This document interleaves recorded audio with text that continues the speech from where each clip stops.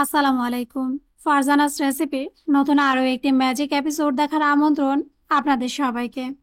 আমি আজকে আপনাদের করে দেখাবো মাত্র 1 কাপ ময়দা দিয়ে বিকেলের চা তৈরির আগেই তৈরি হয়ে যাবে একেবারে নরম তুলতুলে ছোট বড় সকলেরই ভীষণ পছন্দের গোলুমোলু তেলে ভাজা ভ্যানিলা কেক।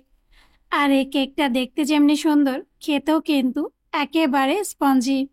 তো আমার রেসিপিগুলো যদি আপনাদের ভালো লেগে থাকে তাহলে আমার চ্যানেলটাকে সাবস্ক্রাইব করতে ভুলবেন না। আর আমার প্রতিটা ভিডিওর নোটিফিকেশন সবার আগে পেতে বেল বাটনে একটা ক্লিক করে দেবেন। তো চলুন গিয়ে দেখে নিই গোলুমোলু তেলে ভাজা ভ্যানিলা কেক তৈরি করার সম্পূর্ণ প্রস্তুত প্রণালী। আর এর জন্য প্রথমে আমরা কেকের ব্যাটারি প্রিপারেশনটা করে নেব। তাই এখানে আমি বড় সাইজের একটা মিক্সিং বোলের মধ্যে দিয়ে দেব নর্মাল রুম টেম্পারেচারের 2টা ডিম, মেজারমেন্ট কাপের 1/3 কাপ চিনি, 2 টেবিল চামচ রান্নার রেগুলার তেল, হাফ চা চামচ ভ্যানিলা এসেন্স, 1 চিমটি লবণ স্বাদের ব্যালেন্সের জন্য। এখন একটা হুইপ চামচ দিয়ে এই সবগুলো উপকরণ খুব ভালোভাবে ফেটিয়ে নেব।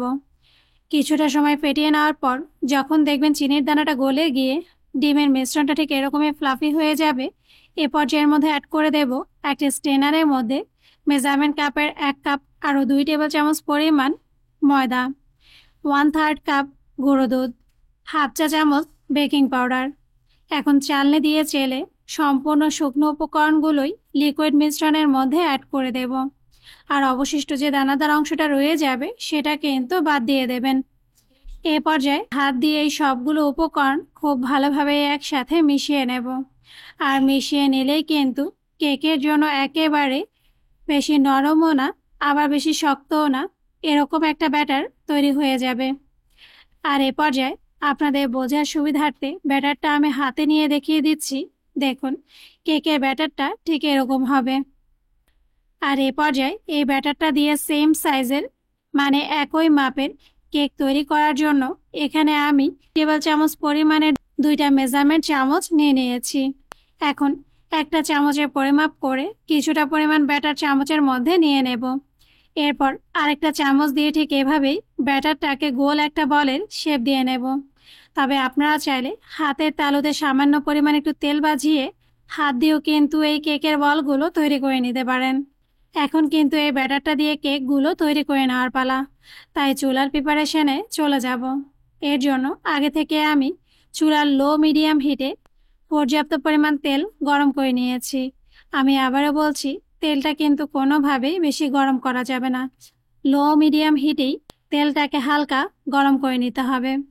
এখন আগে থেকে দেখানো প্রসেসে ঠিক এভাবেই আমরা প্রতিটা কেকই সেম সাইজের চামচ দিয়ে গোল একটা বলের শেপ দিয়ে তেলে ছেড়ে দেব। দেখুন, কয়েকটা কেক কিন্তু আমি একই সাথে তেলের মধ্যে দিয়ে দিয়েছি। আর এই কেকগুলো তেলে ছাড়ার পর তেলের টেম্পারেচারটা কিন্তু আপনারা একটু খেয়াল করলেই বুঝতে পারবেন। আমি কিন্তু তেলটা একেবারে লো হিটে গরম করে নিয়েছি, যেন একটু সময় নিয়ে ভাজার কারণে কেকগুলো ভেতর থেকে খুব ভালোভাবেই ফুলে ওঠে। এখন একটা চামচ দিয়ে ঠিক এভাবে উল্টে পাল্টে নেড়ে চেড়ে কেকগুলো হালকা ব্রাউন কালার করে নেব। তবে আমি আবারও বলছি, কোনোভাবেই কিন্তু এই কেকগুলো চুলার হিটটা বাড়িয়ে ভাজা যাবে না। তাহলে কেকের উপরের সাইডটা কালার হয়ে যাবে কিন্তু ভেতরটা ভালোভাবে স্পঞ্জি হবে না। দেখুন, কিছুটা সময় ভেজে নেওয়ার পর সবগুলো কেকই কিন্তু ফুলে একেবারে টইটুম্বুর হয়ে গেছে এবং তেলের ওপরেও ভেসে উঠেছে। আর এ কারণেই কিন্তু আমি বলেছি এই কেকগুলো প্রথমে দেখতে একেবারে গোলুমোলু মিষ্টির মতোই মনে হবে, তবে এগুলো মিষ্টি নয়, তেলে ভাজা কেক। এখন সবগুলো কেকই উল্টে পাল্টে কালার করে হালকা ব্রাউন কালার করে ভেজে নেওয়া হয়ে গেলে এ পর্যায়ে একটা তেলের চামচ দিয়ে তুলে কেকগুলো আমরা একটা কিচেন টিস্যুর ওপর নিয়ে নেব। আর এরই সাথেই কিন্তু তৈরি হয়ে গেছে একেবারেই নরম তুলতুলে স্পঞ্জি গোলুমোলু তেলে ভাজা ভ্যানিলা কেক। তো আপনারা কিন্তু অবশ্যই ঝটপট বাচ্চার স্কুলের টিফিনে বা বিকেলবেলা চায়ের আড্ডাটাকে জমজমাট করে তুলতে অথবা হঠাৎ অতিথি আপ্যায়নে এই কেকটা কিন্তু অবশ্যই বাসায় ট্রাই করে দেখবেন। আর আমাকে কমেন্টস করে জানাবেন আপনাদের কাছে এই তেলে ভাজা গোলুমোলু কেকের স্বাদটা কেমন লেগেছে। তো তো আমার রেসিপিগুলো যদি আপনাদের ভালো লেগে থাকে তাহলে আমার চ্যানেলটাকে সাবস্ক্রাইব করতে ভুলবেন না। আর আমার প্রতিটা ভিডিও ফ্রেন্ডস এবং ফ্যামিলির সাথে শেয়ার করবেন। আজ এ পর্যন্তই। আল্লাহ হাফেজ।